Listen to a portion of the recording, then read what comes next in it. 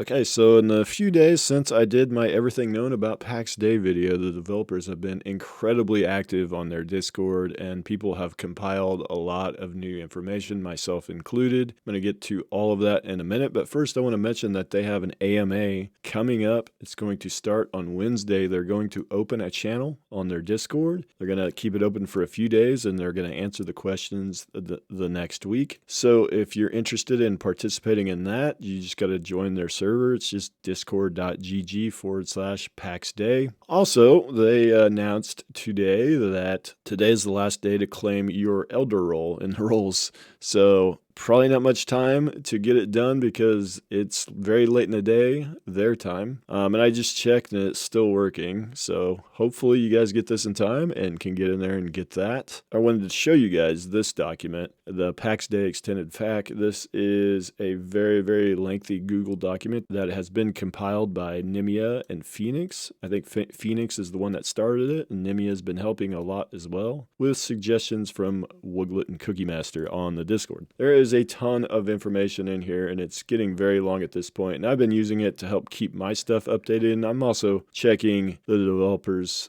every day, going through their posts. And I've found a few things that I think are maybe not in here yet as well recently, but we'll get into all that in a second. Also wanted to show you this resource. This is another community-driven resource, MMO-wiki. Just a short kind of little FAQ they have put together. And of course, I have my page, and I, for now, am everything that is new that I have done since the last video on my website. I am currently marking with orange in the new tag, and I did a search for new after just getting this completely updated, and there are 59 instances of the word new, and of course like 5 or 6 of them are up here at the top and are not actually new information. So it's like somewhere around 50 new pieces of information in here, and I'm not going to go through every single piece because some of this is not that important, but there is a lot of things I'm going to walk through real quick, especially the bigger things I want to hit. Also want to mention I've added a bunch of new pages that you guys can go ahead and check out. The Extended FAQ has got its own page, and the development team, I have a page for them, and all their LinkedIn and Twitter and various things. And I made a Twitter group for all the developers. If you want to follow that on Twitter, you can do that. Anyways, if you want to go through,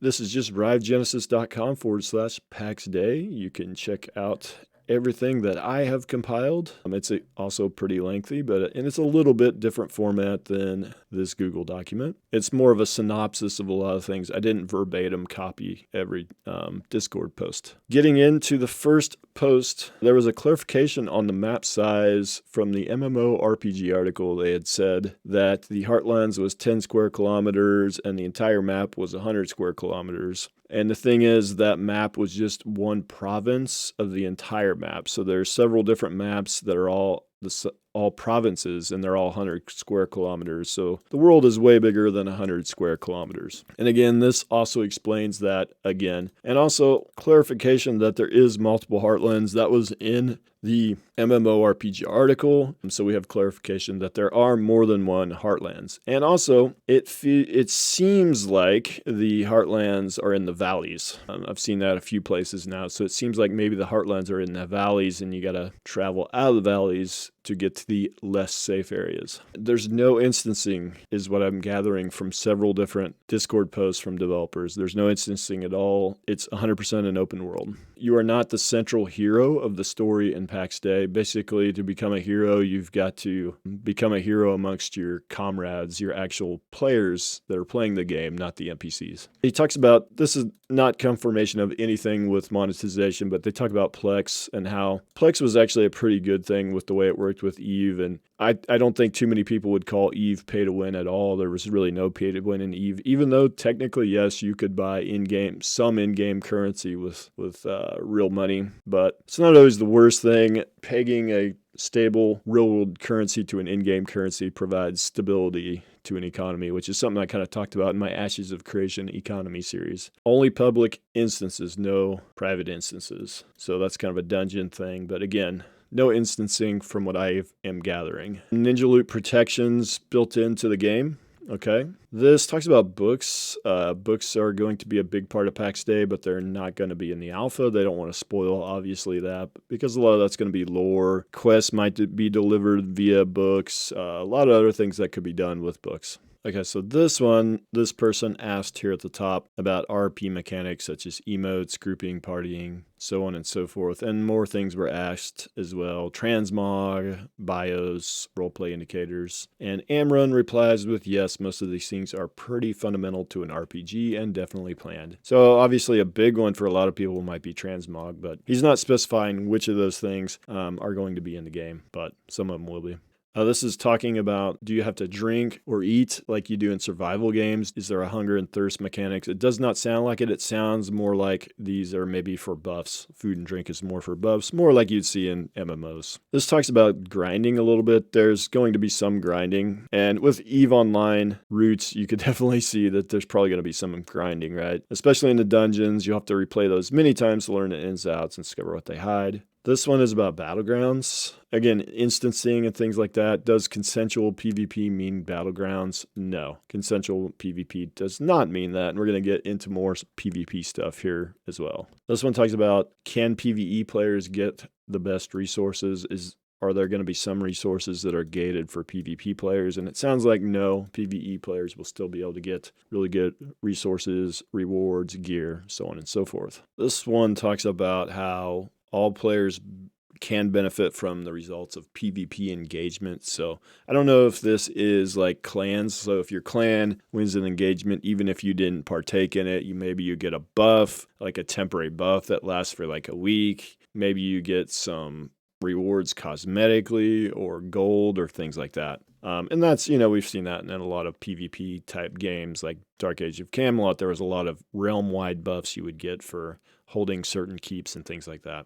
And this one is a very, very big one, in my opinion. I think the biggest one for me as a PvPer that I've seen so far, and talking about the opt-in part of things. So in short, PvP is opt-in insofar as it will be clear when you enter that mode or when you enter a zone that has dangers of PvP. If you do not want to engage in PvP, then there is plenty of PvE content in the game, and you don't have to engage with the game that way at all. So you could read the rest of this, but here it is again. You might need to go into a high-level PvP zone to mine a certain ore, and bringing a bunch of PvP players along to protect you is surely desirable. So again, this to me means that by opt-in, they mean that you're opting in to go into a PvP zone.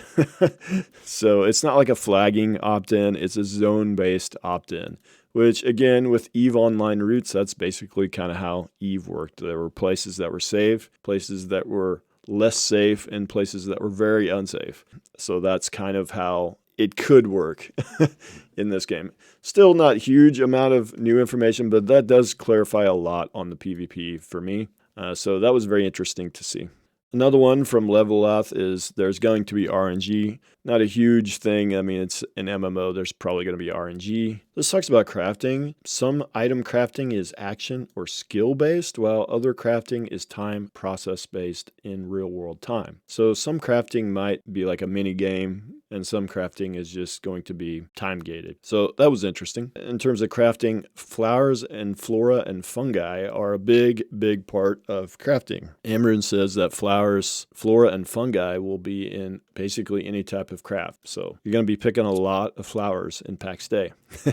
Gathering for us is what we call a non-system system. So reading between the lines on this, I kind of get the impression that maybe like Elder Scrolls Online or any of the Elder Scrolls single-player games where everybody can gather everything. You don't really have to level it up. You just go gather whatever. I kind of get the impression that's what this is. And your professions and the things you have to level are your crafting and maybe your processing. That's the takeaway I get from this, but who knows? It's a very short statement, and we probably shouldn't read too much into it, but that's what we do, I guess. Fishing is going to be in the game. That's confirmed. Not a huge surprise. It's an MMO. They all have fishing these days. You can read through this entire thing if you want, but I kind of get the impression that they're not really going to limit clan sizes. You could have a massive clan if you'd like, and there might be some inter-clan connections, alliances. Maybe they'll build some of that into the system, or maybe the players will just have to organize that themselves. Being a sandbox, I could see players having to organize that themselves. This was interesting. Basically, the engine does not allow for much digging. Somebody had asked about terraforming, so it sounds like not terraforming. No terraforming is in the game. In my Everything Known, I had talked about religion, and it sounds like religion is very much a thing, and it's a huge part of the game. And the final thing is add-ons. Not a huge clarification here, but no add-ons that give unfair gameplay advantage. And reality is most add-ons can give an advantage, so maybe they don't have add-ons at all. We don't know. Definitely don't know, but that's about the only comment we've seen on add-ons so far. And that's all I had, guys. Make sure to go check out this wonderful document, the Pax Dei Extended FAQ. And obviously, self-plugging my page again, but I've added a lot of new information. And again, I'm labeling this all with new for now. I think after the AMA is finished and they answer the questions next week, I will set all this back to normal text and put new for the AMA information that I add to this. If there's anything I missed or there's anything else you guys want me to talk about, let me know. I'm getting more and more excited for Pax Dei the more I hear about this game. So I think there's a lot of good things to be interested in with this MMO. So with that, guys, I'll see you in the next video.